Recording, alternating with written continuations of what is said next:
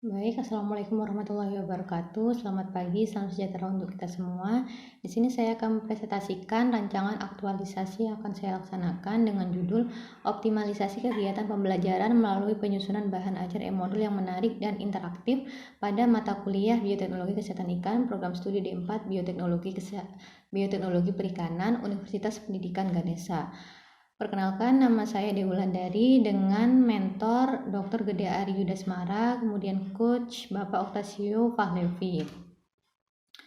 Adapun biodata diri saya lahir di Pasuruan, kemudian jabatan dosen ahli, asisten ahli, kemudian instansi program studi D4 Bioteknologi Perikanan FMIPA Universitas Pendidikan Ganesha.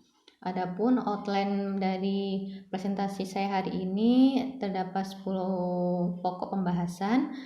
Kemudian adapun instansi kerja saya yaitu di Universitas Pendidikan Ganesha, Fakultas MIPA, Program Studi D4 Bioteknologi Perikanan, di mana visi program studi D4 Bioteknologi Perikanan ini yaitu menciptakan lulusan yang unggul dalam bidang bioteknologi perikanan berdasarkan falsafah Trihita Karana, di mana Universitas Pendidikan Ganesha ini juga mempunyai tugas dan fungsi yaitu menyelenggarakan pendidikan akademik dan pendidikan vokasi dalam berbagai rumpun ilmu yang juga menjalankan tridharma perguruan tinggi.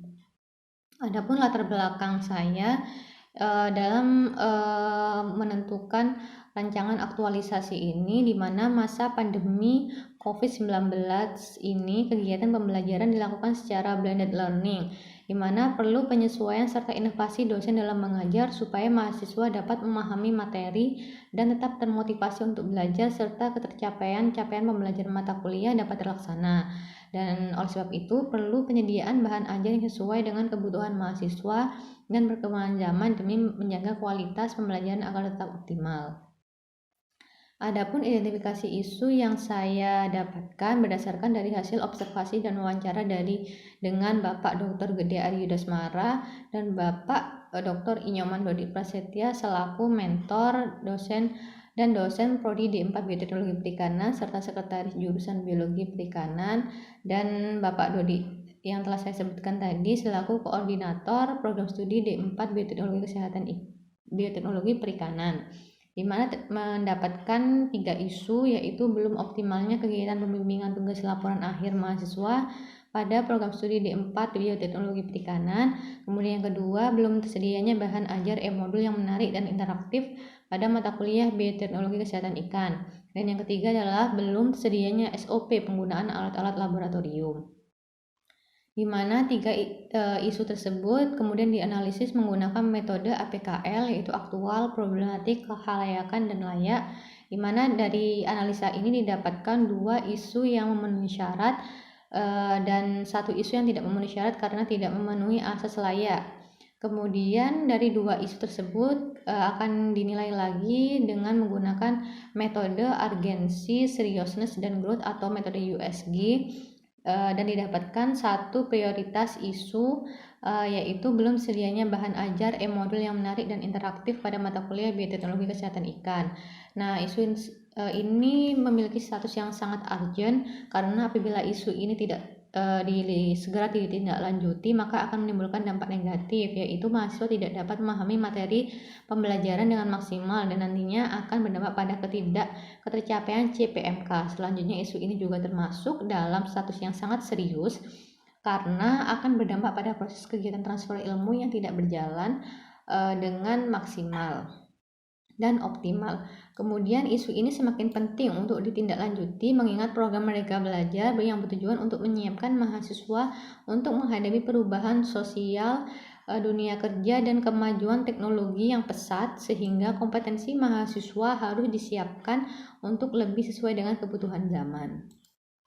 Adapun untuk melakukan penetapan isu dan gagasan, setelah sebelumnya telah ditemukan isu prioritas, yaitu belum tersedianya bahan ajar e-modul yang menarik dan interaktif pada mata kuliah Bioteknologi Kesehatan Ikan. Kemudian diidentifikasi lagi penyebab-penyebabnya. Yang pertama dari segi mesin, yaitu kurangnya pemanfaatan media digital dalam pembelajaran dalam pembuatan bahan ajar. Kemudian secara material, sumber bahan ajar yang kurang menarik. Dari segi metode, yaitu metode pengajaran yang masih monoton. Kemudian dari segi environment, yaitu kurangnya motivasi penciptaan bahan ajar interaktif bagi dosen, kemudian banyaknya beban tugas mahasiswa sehingga tidak fokus dalam pembelajaran. Kemudian dari segi measurement-nya, yaitu belum optimalnya sarana evaluasi proses perkuliahan oleh mahasiswa. Dan dari segi yaitu dosen yang kurang memaksimalkan bahan ajar berbasis digital dan mahasiswa yang jenuh terhadap proses pembelajaran konvensional sehingga timbullah permasalahan tersebut. Dari kondisi saat ini, di mana yang telah saya sebutkan tadi, dan kondisi yang diharapkan dengan adanya proses pembelajaran yang optimal dan dapat dilakukan secara mandiri oleh mahasiswa, kemudian tersedianya bahan ajar e-modul yang menarik dan interaktif, pemanfaatan media digital dalam pembuatan bahan ajar.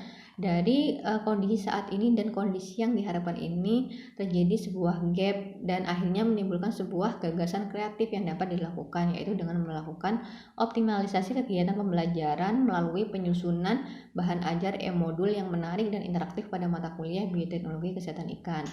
Di mana ide kreatif ini kemudian terdapat beberapa tahapan kegiatan yang harus dilakukan. Yang pertama adalah tahap persiapan penyusunan e-modul Bioteknologi Kesehatan Ikan yang dilandaskan dengan nilai-nilai yang berakhlak.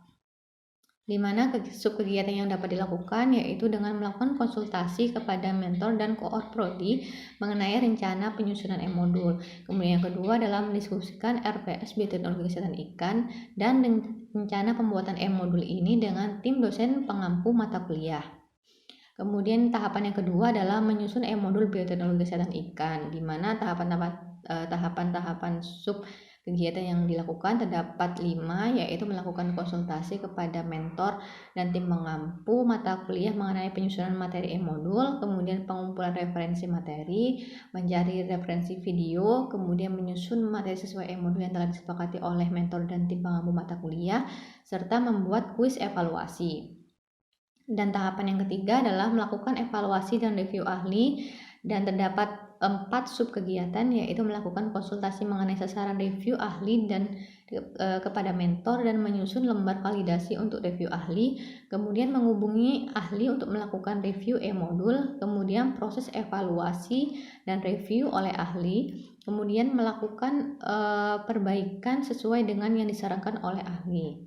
Kemudian tahapan yang keempat adalah sosialisasi penggunaan e-modul Bioteknologi Kesehatan Ikan kepada mahasiswa, di mana terdapat 4 subkegiatan, yaitu melakukan konsultasi kepada mentor terkait sosialisasi ini dan penyusunan angket responsi terhadap e-modul Bioteknologi Kesehatan Ikan untuk mahasiswa. Kemudian yang kedua adalah tahap pelaksanaan sosialisasi dan pembagian form responsi kepada mahasiswa terkait e-modul. Kemudian yang ketiga adalah memperbaiki e-modul sesuai saran dan masukan dari mahasiswa. Dan tahap keempat adalah finalisasi e-modul. Kemudian dampak pemecahan isu yang pertama dari segi individu, dari segi mahasiswa dapat meningkatkan motivasi belajar dan kompetensi. Kemudian proses pembelajaran dapat dilakukan secara mandiri, secara nyaman. Kemudian dari sisi dosen, materi yang disampaikan sudah kompleks sesuai dengan RPS dan dikemas secara menarik. Kemudian pembelajarannya sudah tidak monoton lagi dan diharapkan mahasiswa dapat lebih memahami materi yang disampaikan. Kemudian dari segi unit kerja dapat melengkapi komponen perangkat pembelajaran pada mata kuliah sehingga akan menambah nilai untuk menunjang proses akreditasi prodi dan berdampak pada peningkatan kompetensi mahasiswa dan lulusan.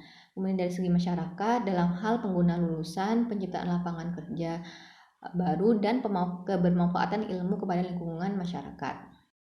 Adapun rancangan jadwal kegiatan aktualisasi ini, tahap persiapan penyusunan e-modul yang akan dilakukan pada minggu ke-3 Oktober, penyusunan e-modul pada minggu ke-4 Oktober dan minggu pertama November, melakukan evaluasi dan review ahli pada minggu ke-1 dan minggu ke-2 November, dan sosialisasi yang akan dilakukan pada minggu ke-2 dan ke-3 bulan November. Adapun identifikasi kendala terdapat 3, identifikasi permasalahan dan antisipasinya. Yang pertama, penyusunan dengan waktu yang sangat minim, dilakukan rencana antisipasinya dengan melakukan penyusunan e-modul dengan tahapan kegiatan yang lainnya, sehingga pada saat e-modul sudah harus diserahkan kepada reviewer modul sudah siap untuk diberikan. Kemudian penyusunan lama waktu proses review e-modul oleh ahli dengan cara menetapkan tanggal evaluasi dan review, kemudian memberikan batas waktu proses review e-modul. Kemudian masalah yang ketiga adalah dengan adanya keterbatasan ruangan dan kondisi, sosialisasi tidak dapat dilakukan secara tatap muka. Nah, rencana antisipasinya yaitu dengan cara sosialisasi dilakukan dengan cara daring melalui aplikasi Zoom. Demikian presentasi yang dapat saya sampaikan. Terima kasih atas perhatiannya. Wassalamualaikum warahmatullahi wabarakatuh.